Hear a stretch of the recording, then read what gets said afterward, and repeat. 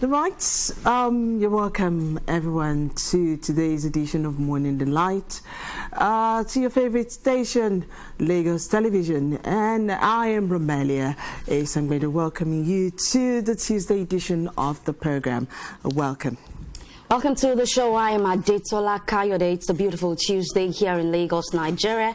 And of course, we are sending out some sunshine to you out there, hoping that today will be a great day. Today will definitely be your great day as we begin the show today. Today is World Autism Day. On the show today, we will be focusing on this special group of people, children with special needs. We've got experts, consultants in the house to help us during that conversation, but this is just creating awareness to everyone out there that there are people amongst us who aren't necessarily almost like we all are. We should pay closer attention to them in their care, in their management, and also to give them all the love that we can afford. Today on the program, we'll be taking a look at autism. It's World Autism Day, April 2nd, and it's a day set aside to draw attention to that disorder and complications of living with that neurodevelopmental disorder. Well, it has become a priority. It has always been, but we need to shift attention so that we can have an inclusion, total inclusion of this set of people. Of course, not just show compassion, empathy, not sympathy, empathy. Okay, today on the show we have with us an autism specialist and the director of Patrick's Speech and Language Center, Dotun. Akande, thank you for joining us, ma'am. Thank you for having me. Thank you. You're welcome to the show, ma'am. Okay, it's World Autism Day, and for some people, there's a different. We have different kinds of disorder, and for some people, it's a bit difficult to differentiate which is which. Yeah. What exactly is autism? Well, autism is a developmental disorder, just like the rest, but the difference is that it does not have a physical presentation. For instance, you see a child or an adult with autism, you won't be able to tell that there's something wrong, except you interact with that individual. So you have a child who looks like you and I, and has certain challenges, sometimes with the lights. It covers his or her eyes, covers the ears to too much of noise, and sometimes it just takes you interacting with them to know that something is wrong. The first sign really is that the child is not talking. So by the time the child gets to the age of 2 and 3, and you see that the child is not using words, the parent becomes worried and wondering what is wrong. There's something wrong with my child. And then you see that you keep the child with other children and he's not socializing, he's playing on his own, or he's holding on to a particular object, or he's behaving in a manner that is different and sometimes confusing for families. That is why a lot of families attribute it to spiritual attack. So, and that is one of the major things that we have in this part of the world. Actually, if you look at it worldwide, it's a stigma to many families worldwide. It's just that in this part of the world, we take it more seriously. Extreme. Yes. Yes. The spiritual part of it, we take it a lot more. Oh, we take it a lot more. Okay. We'll come to that in a bit, but let's look at the beginning. For a mother who's had a child, or who's never had a child, but this would be her first child, and doesn't know anything about developmental stages of children, and is with this child and just doesn't know, all right, should my child do this, do that? At what point should a mother begin to get worried? Okay. Usually we say that early intervention is important. And for the typical mother, the first thing the mother would notice is eye contact. Some of our children don't look at you. When you want to look at them, they look in the other direction. Sometimes when you call the child's name, the child appears deaf. So the mother is wondering, is my child hearing?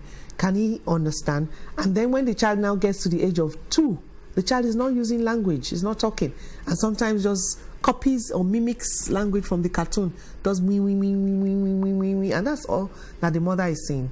Those are the signs that tells you that something is wrong. And sometimes our children are very, very hyperactive. They can't sit still. If you put the child here, he's jumping from one place to the other, to the other, to the other, and the mother is wondering what's wrong. My child just doesn't have attention. We cannot keep him in a certain environment and sit still. And then another sign, which is of paramount importance, is social skills. When you put the child amongst other children, he stands out. He doesn't play with the other children. When they try to take something from him, he either gives up or fights for it and cries the whole day because of that separation from that particular object. So those are the three signs. It has to have something in the area of communication, that is, the child is not talking, behavior, hyperactivity, or social skills, not interacting with the environment, not even interacting with members of the family. So this can really be identified up until the age of 2. Is that early enough? That's early enough. That's early enough. Treatments and diagnoses, and then further. Yes, 2 is early enough. Okay. If you run with it from 2 years old, you would know that you would get to a stage where the child will be full and functional to a certain level if you have the right intervention. Okay, when you notice this as a mother or even a father, is it out of place to panic? What should you do? It's normal to panic. Yeah. You would panic. I mean, I'm a mother also of a big boy with autism, so I panicked when my son was diagnosed. I panicked. It's normal for you to panic, but you need to get out of that mood and into a functional mood. Okay, what next? Don't stay too long in that pity party. It's not going to help you, because what that would mean is that you would neglect the child, or you would start to have, like she said, sympathy for the child rather than empathize with the child and find out what is the next step. Where are we going? Where should we be going? What do we need to do? That is what you need to be proactive rather than reactive. All right. Before we get into what we need to do, let's take a look at the spirituality that we oftentimes label these issues as. Is it out of place for you to seek spiritual help if you found your child in this situation? We're asking these questions for a lot of people who are out there who would think the only way they know how to solve their issues is a spiritual way, and that's the only way they will seek a solution to the problem. Is it out of place, and what do you advise? It's not out of place, but my advice is don't stay in it. The Bible says prayer without works is death.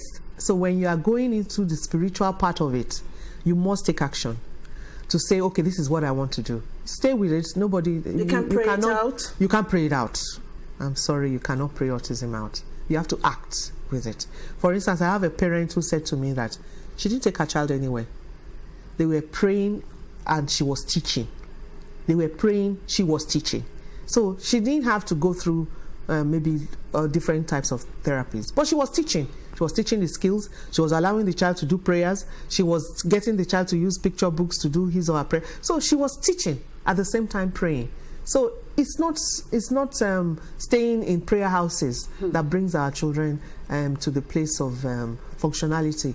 It's praying as well as doing something about it. There are times that we see our children come back from prayer houses with marks and things all over them. It's appalling. It's depressing.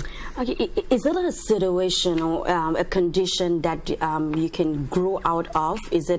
Can it be corrected, or is it a lifelong thing?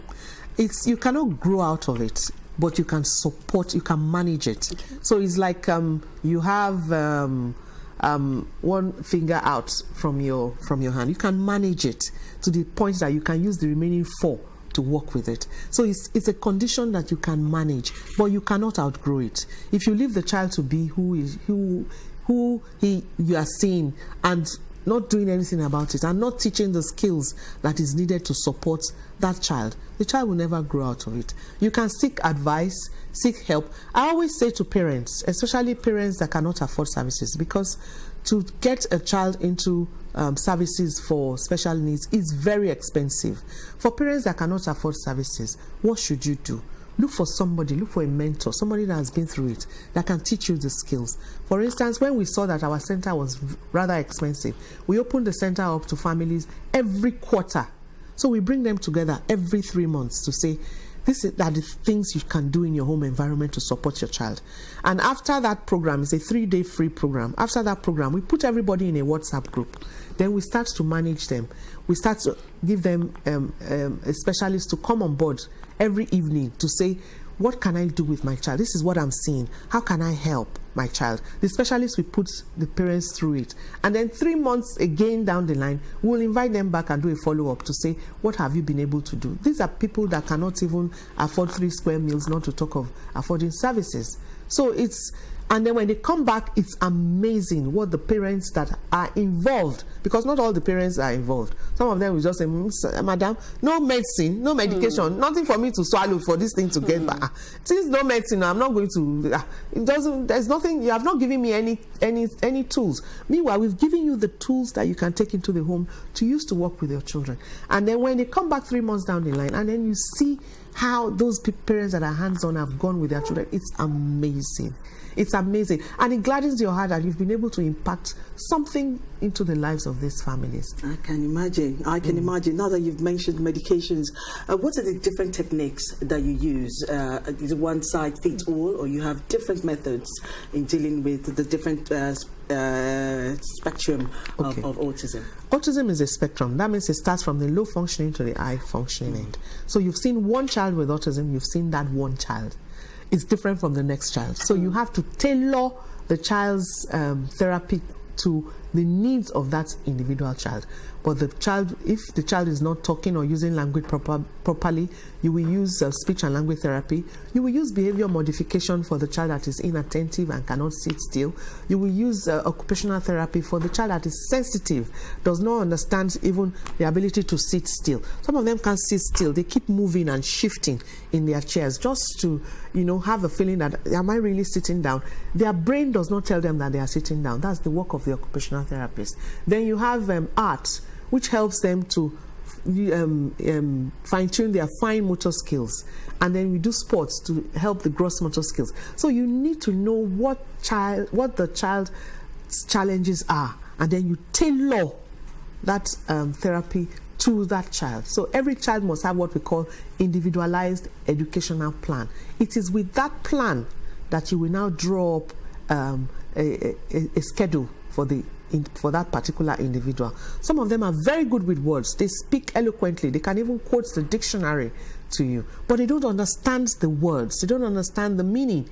We have a big boy at the center that can tell you the day. If you give him the day you were born, he will tell you the day of the week that it is, without even thinking about it. It comes to him naturally. We have those that we called savants. Those are those that have great splinter skills in certain area.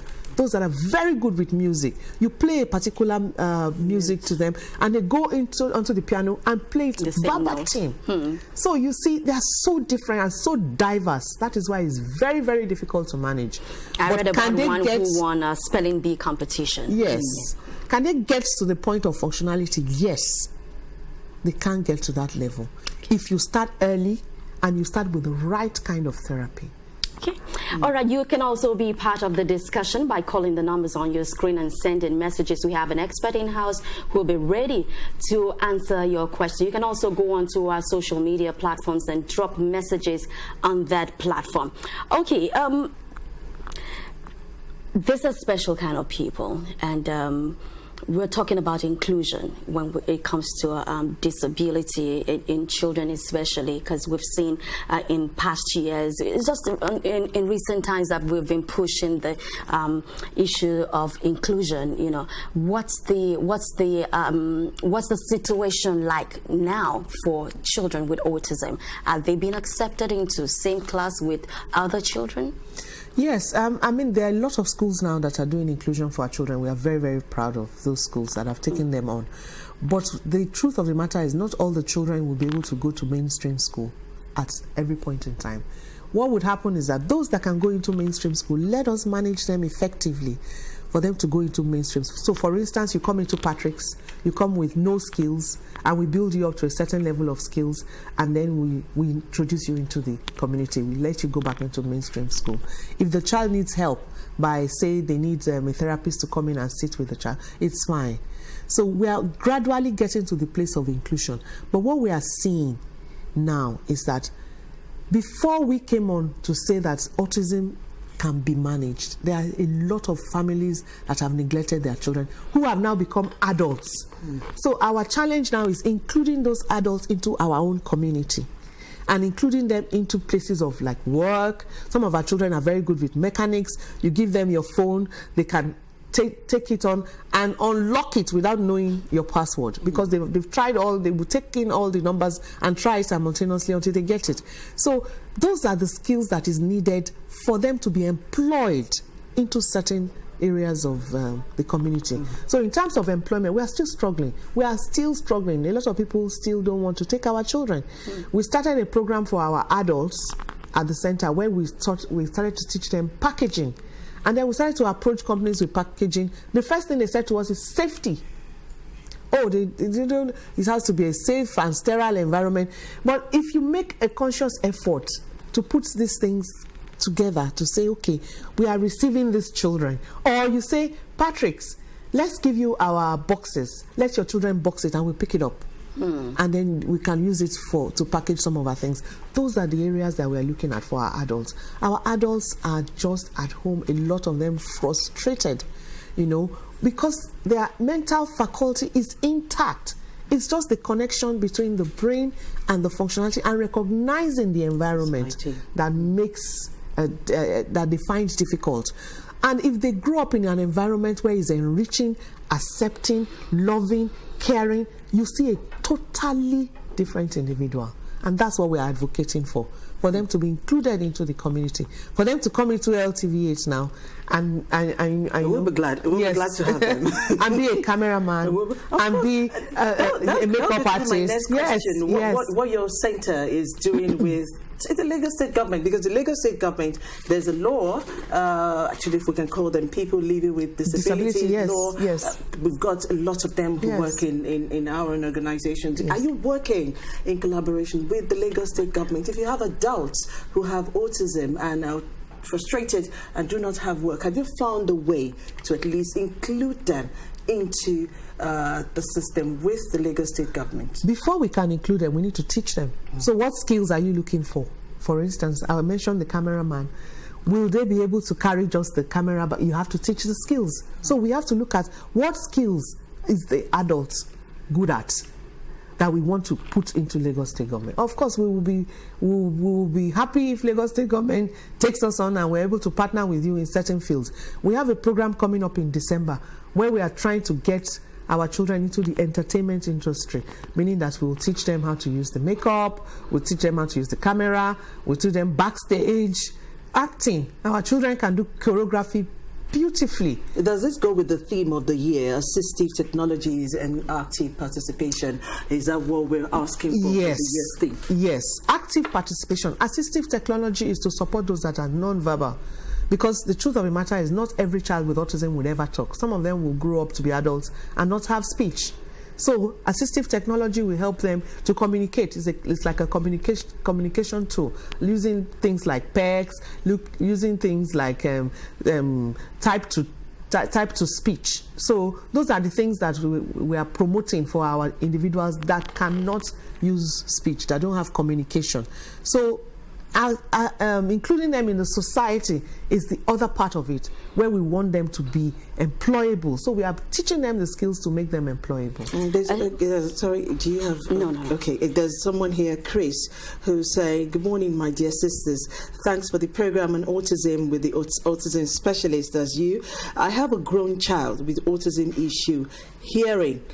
With autism issue, hearing from you on this program really gave me courage with some of the areas to focus on to build them up to function effectively on their own. Oh, good. I'm glad I'm able to make a difference. So we've done something today. Yes, we've done something. Okay, there's another thing we also need to shed light on, and we will not pretend that this set of people are prone to abuse. What are you doing to educate them, their parents, to identify when they are being abused and what they also need to do to prevent being abused? Oh, thank you very much. That's a very good question. For us at the center, what we do at Patrick's is to start from age 10 to teach protective measures to these children so that they would know, first of all, understand who they are, know their body parts, teach them the different parts, the non-sensitive and the sensitive part. Who touches the sensitive and the non-sensitive part. So those are skills we put in them, and then we also train parents on how to use the words, use the parts, don't label it, don't call it PP or tom-tom, call it what it is, so that the child will be familiar with it. And as it grows up, we also teach yoga and defensive mechanisms in yoga to support those individuals from getting themselves into the hands of the wrong people. Of course, you can never there's no way you can totally prevent it, but you continue to teach the skills. And then we also use what we call stories. We use storytellers to teach them stories and how they come across attackers and how they can defend themselves. So you can continue to teach these skills. And we also tell the parents safety is of importance. Our children sometimes even wander away because a lot of times they are indoors, so when they see the outdoor, they are amazed, they are perplexed, they are interested, they wander away. So we always tell them, put something on their shoe that tells you the name of that individual, the name of that adult. Usually children and adults sometimes wander, so that we can prevent them from being kidnapped, and then put a phone number so that anybody that finds them can call that number to say, I saw so and so at this point. Those are measures that need to be taken into consideration from the home environment, and from our own end. We're also including the parents in our training. We get their consent before we teach their children sex education, and then we'll take it on from there. All right, talking about numbers to call, you can call into the studio line 081-1266-8143 if you want to be part of the conversation, and also send your SMS and your WhatsApp messages to 0817-9999-007, 0817-9999-007, or 080330-65682. You can also be part of the program on our social media platforms, Facebook, Instagram, and on Twitter. Morning Delight, hashtag Lagos Television, hashtag Morning Delight. That is the official Twitter handle on Twitter. I am at R.A. Sangbedo. Adetola is at T-Brains. Let's keep the conversation going as we touch one soul after another today on World Autism Day. Now you have someone here who's asking us how you can differentiate between gifted children and children with autism. Oh, there's a difference. I said earlier that for a child to be diagnosed with autism, he has to have a criteria in the area of speech and language disorder, behavior management disorder, and social skills disorder. They are different from gifted children. Gifted children, some are those that have all those things but are gifted in certain area. But we also have the ones we call the autism savants. Those savants have a splinter skill. Now, can you spell the savants? It's S-A-V-A-N-T. Okay. Yes. All right. They are called savants. Savants. Yes. Right. They are called autism savants. So it's different. You have an adult who they fly over a certain city, and he can draw the city verbatim. He still has problems with behavior. He still has problems communicating. He's still not using his words, and he's still not socializing. But that splinter skills is what he has and what they have recognized, and they've been able to use him to like draw landscapes of a particular city and landscape of a particular area, just to get him, functional in his own way. He loves it. He can stand there for days drawing the landscape of the city. Mrs. Akande, Chris is calling us, is sending us a message back now saying, I am based in Enugu. We really want to be part of the quarterly program. My wife is really doing her best to educate him. That's their child. I and my wife, including the autism child, are watching you live right now. Thank you so awesome. Much for Thank today. you, Chris. Thank you. Okay, I know that, for some families, it's not just a child. They don't have only one child with autism. They have other children without autism. So how can they also encourage those other children? Because sometimes, as we earlier on enumerated, sometimes they just leave them alone. They play a part, But I'm not sure that will help the other children and also the child with autism. Typically what happens is that when the child with autism is the first, you tend to find the younger ones supporting the child with autism, depending on how the family is regulated. Some families don't, they say, oh, he's not playing with them, so they keep him apart. Or some family purposely keep him apart. For the families that include that child, that individual with autism in their family space, you find that even the 2 younger ones or 3 younger ones that come after the child with autism tend to learn empathy skills on how to support people that are different. So they've already had that knowledge of the difference in their own family.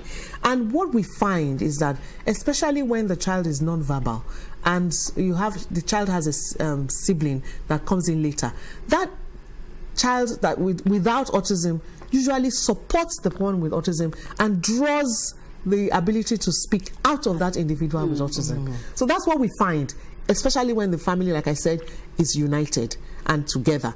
What we find sometimes is that the family is disunited, the father is gone, says it's not my portion, I don't know where you got this child from, I reject it in Jesus' name. So you have the disjointed families, and that really draws the child with autism back. But when you have a united front, you usually see the child do very, very well. Do you keep cheering him on? Yes.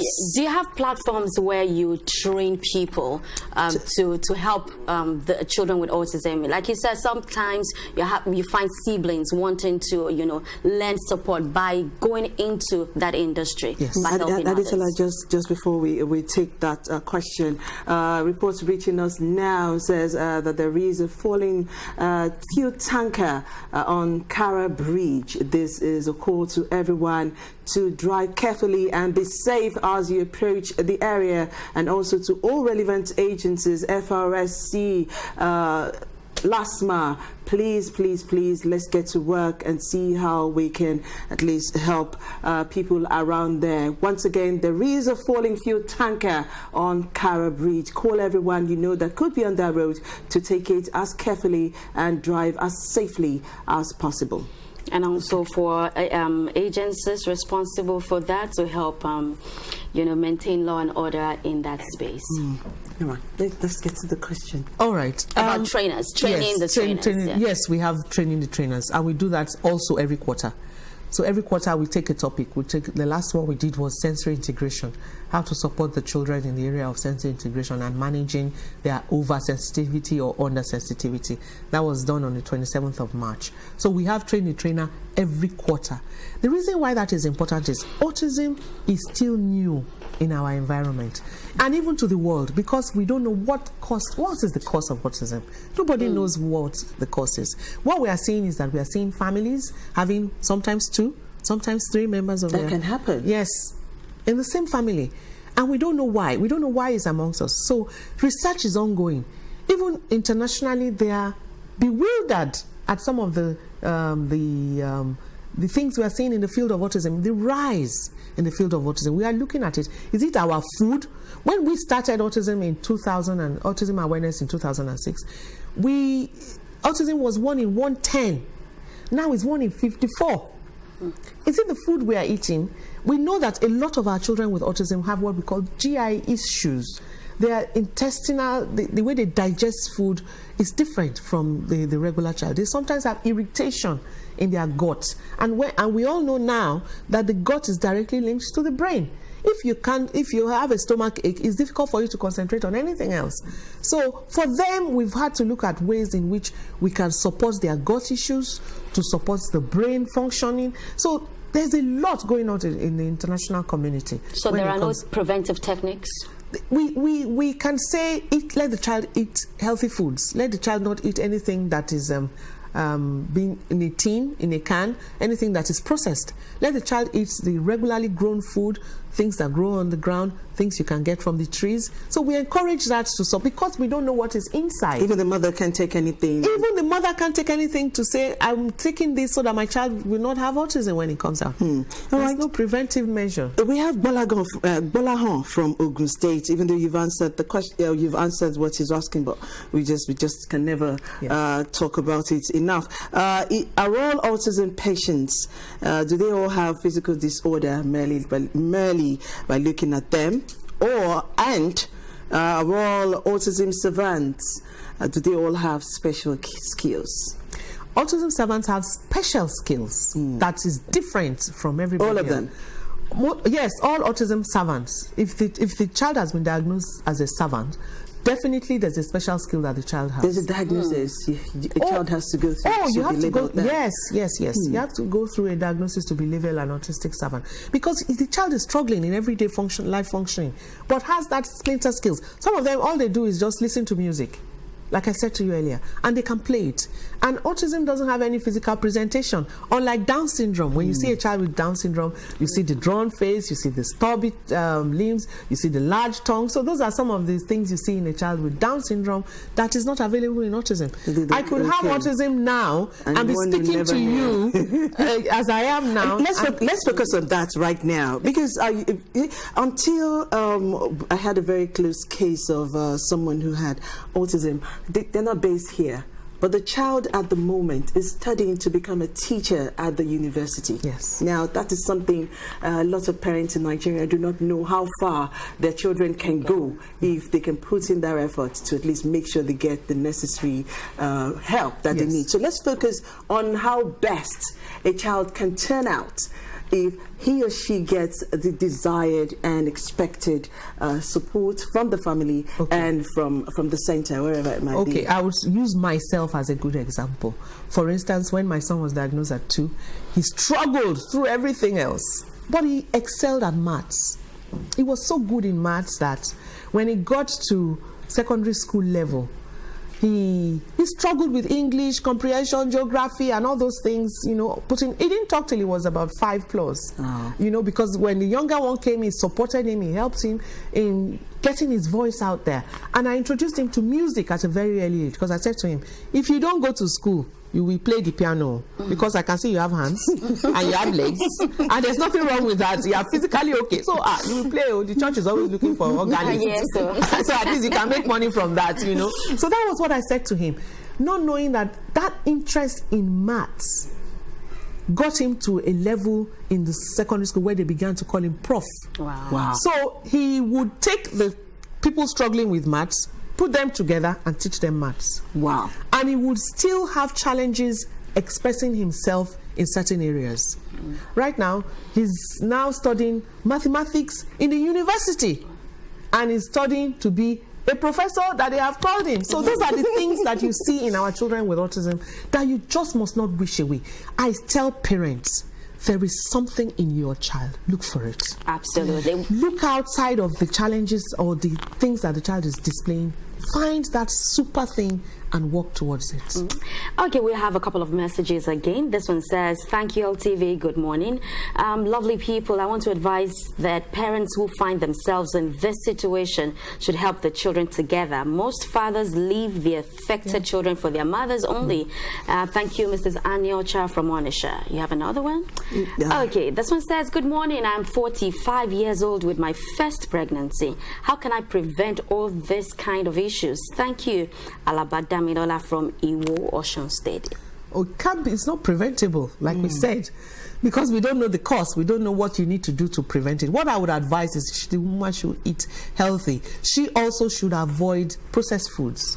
She should wash all her vegetables and things away from pesticides, probably puts a bit of, I think it's... vinegar. Yes, a bit of vinegar in it to wash, or salt, to wash our vegetables and things to keep it away from pesticide. Because we are seeing a lot of children with gut issues, and we know that some of the herbicides and the pesticides have something to do with it. Even sometimes when you eat a certain type of beans that has too much of pesticides in it, you would feel it.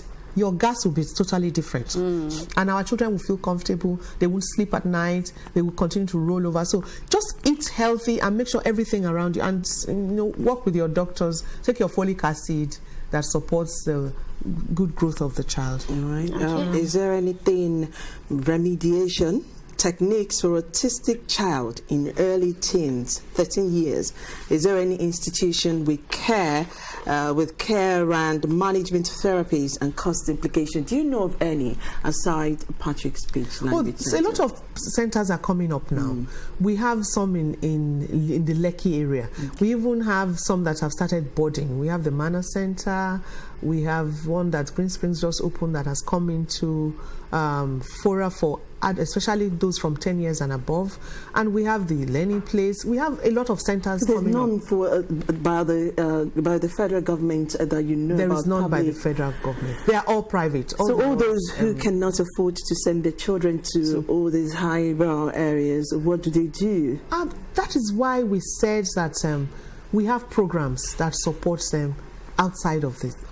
So from anywhere you are in Nigeria, you can be part of it? Anywhere you are in Nigeria can be part of it. It's a 3-day program. You can come in. Okay, I'll get the details later. Yes, I think some of the parents who want to know how they can be part of it. And I don't know if we're allowed to call the numbers, but I will get it from you later. Right. We have another message, and this one says, I'm working on autism awareness for some time now with the help of information available online, but have never been able to see or discuss with any. Help me with adequate information to be able to create better awareness in my next project. This one said, this is a very good topic, create awareness as the world marks World Autism Awareness Day. The guest is awesome. Thank you all. Madam Ikuforiji from Ekpe. I trained my first son who has autism to be an artist. He is one of the best in Italy. He's now 40. Wow. I need to meet her. Wow. Yes, I need to meet her because that is the strength of a mother. She's a fantastic mother. And if she tells you her story, I'm sure it's a story that will, I'm already having goose pimples. Me too. And today we have the art workshop at the center today because we know that there is so much inside of those children that we don't know. And because they don't use their words, because they don't talk, because they're not expressive, we don't know what is inside. So we are trying to get them to use the brush, the paint and the brush to express themselves. Yes. So we can see the creativity that is inborn. Mr. Akande, what can we do? How do we join you in this campaign? Join us. We have various programs already with this. What more can the public do, really? At least to help to take away all the stigma and all of the unnecessary baggage that comes with it. My sister, 2006, when I came into this scene with my son's story, there was no story out there about autism. No story. In fact, I got so bad to a point that somebody called me and said, Mrs. Akande, are you sure you're not exposing your son?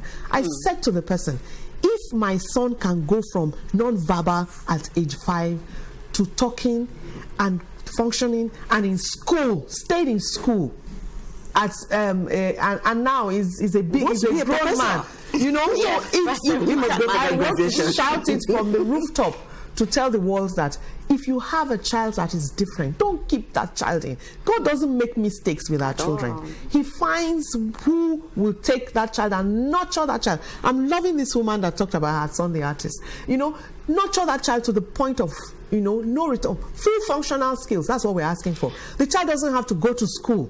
The child just has to do something that he or she loves to do. And then we tailor it to make sure that the child gets to the best, the top. She sent the child, fantastic. Look at that story. I'm joining you. Maybe you can give us your social media handle. Maybe, yes. We can be reached at patrickspeech1@gmail.com. And they can learn more about us at PSLC autism-ng.org. You can go there, share your stories with us.